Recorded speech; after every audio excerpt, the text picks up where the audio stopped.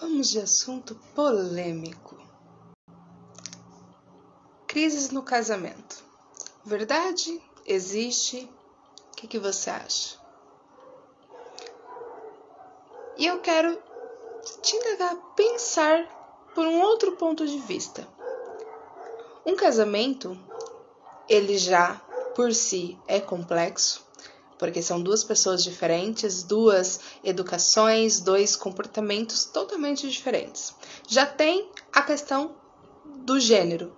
Isso daí já é diferente, não é machismo, não é feminismo. É duas pessoas que têm necessidades, que precisam dessas necessidades serem atendidas e muitas vezes serão diferentes do seu cônjuge. Então, não tem como querer que a pessoa que você está faça tudo aquilo que você quer. Ela também existe. Ela está ali, ela tem sentimentos, ela tem emoções, ela tem necessidades que precisam ser atendidas, assim como você. E as crises, nada mais é, eu já escuto muitas pessoas falando: ai, depois que casa, acabou. Isso é só no namoro. Depois que casa, não vai ter nada disso. Então, aproveita o namoro. Nossa, quantas vezes eu escutei isso? E a verdade é, a gente para de fazer o que fazia no namoro, quando se casa. Então não é que o seu casamento está fadado a ter as crises. Não.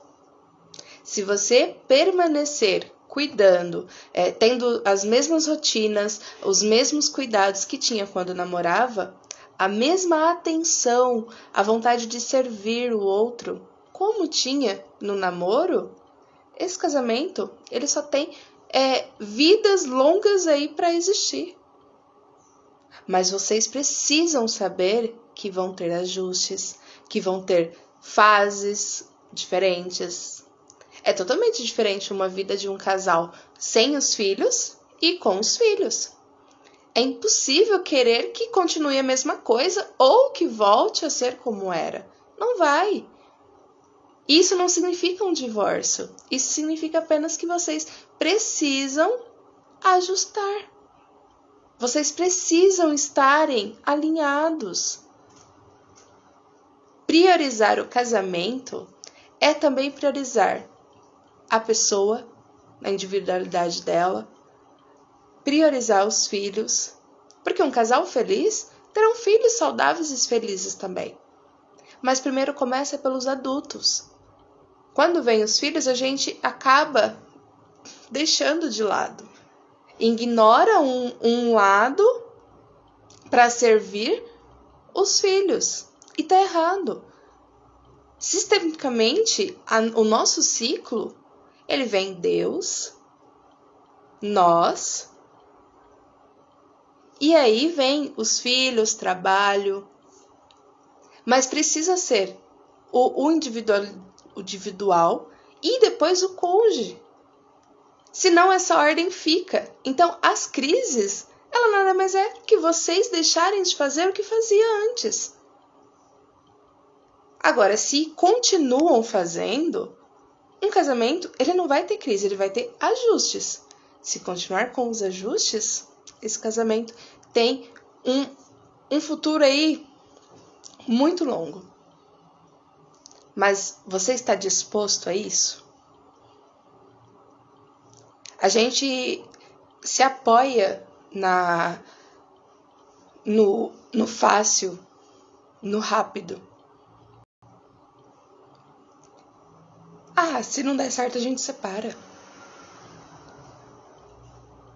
Vai viver, é igual o post que eu coloquei. Vai viver trocando. E vai viver um ciclo que você não tem resultado. Somos seres relacionais. E só o termo de relação já vamos dizer, não é fácil, ele é complexo. É justamente o que está na minha mentoria hoje. Precisa aprender a se relacionar. Precisa aprender as diferenças, conhecer, autoconhecimento e também conhecer o outro. precisa se relacionar. Quando você coloca o seu marido em um lugar que ou ele é tudo ou ele é nada, percebe que perde o equilíbrio? Isso vai contra dos mandamentos do casamento.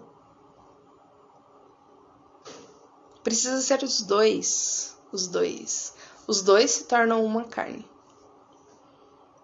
Então não é excluir o outro e nem colocar o outro demais. E nem se esquecer. Equilíbrio. É justamente o que eu ensino para os meus mentorados. Precisa ter um equilíbrio para esse casal conseguir lidar com os percalços que tem no casamento. Casamento não é fácil. Se relacionar, pode olhar com pai, mãe, filho, não é fácil também. Relacionamentos é aprendizado, precisa aprender a se relacionar. Quem está disposto a isso, já sabe, vai dar certo. Você está disposto? Está disposta? Você pode viver o extraordinário do seu casamento, mas precisa de uma decisão. E principalmente, precisa de iniciar o processo. Sem um processo, não tem restauração. E se você hoje está frustrada, se você está cansada de viver infeliz no seu casamento, eu tenho um caminho que eu posso te ensinar. Ele pode ser bem desafiador, mas ele vai trazer resultados. E os resultados, o processo, ele vai te levar a um lugar para você não voltar mais para esse lugar que você se encontra. Porque você vai ter aprendido. E você vai ter estratégias para lidar com o dia a dia, para lidar com as dificuldades que o casamento por si só já tem. Mas você vai conhecer a outra pessoa, você vai olhar para ela. E principalmente você vai saber quem você é. É impossível você querer se relacionar com alguém se nem você sabe quem você é. O autoconhecimento em uma relação é muito importante. E muitas das crises vêm até da falta do autoconhecimento. Então, lembrando, no começo, a gente para de fazer o que fazia antes para conquistar. O famoso, já conquistei, não preciso fazer mais nada. Casamento é diário. Geralmente o namoro ele tá movido pela paixão, né? A paixão, ela só tem pouca duração, mas ela tem muita intensidade. O amor é o contrário. Ele precisa ser movido, ação. Precisa. Quanto mais você se doa, serve o outro, mais você tem isso em troca. Um dos maiores motivos da traição. Eu não acredito hoje, por saber desses motivos, eu não acredito que uma separação é caso de divórcio. Lógico, existe alguns, até circunstâncias que acabam sendo até induzidos a isso. Mas hoje os maiores motivos de uma traição é um sistêmico que vem reproduzindo um histórico familiar e a necessidade de se sentir desejado, amado na relação. Quantas mensagens eu recebo de mulher? Meu marido me traiu e ela é mais feia que eu. Sempre tem essa comparação. Mas por quê? O homem ou a mulher, ele não vai para a traição por causa do sexo em si. Só que sim, tem alguma coisa na relação que contribuiu para isso. E as crises, ela vem para mostrar, tem alguma coisa aí que vocês precisam olhar. Não é para se separar. Vocês vão aprender com as crises. E hoje, um casamento que passa pela traição, que eu restauro na minha mentoria, ele volta muito mais forte e muito melhor. Por quê? Faz a reestruturação disso, restaura esse casamento. Pensa nisso. E o link da bio é para você, se você está passando por tudo isso que eu disse aqui.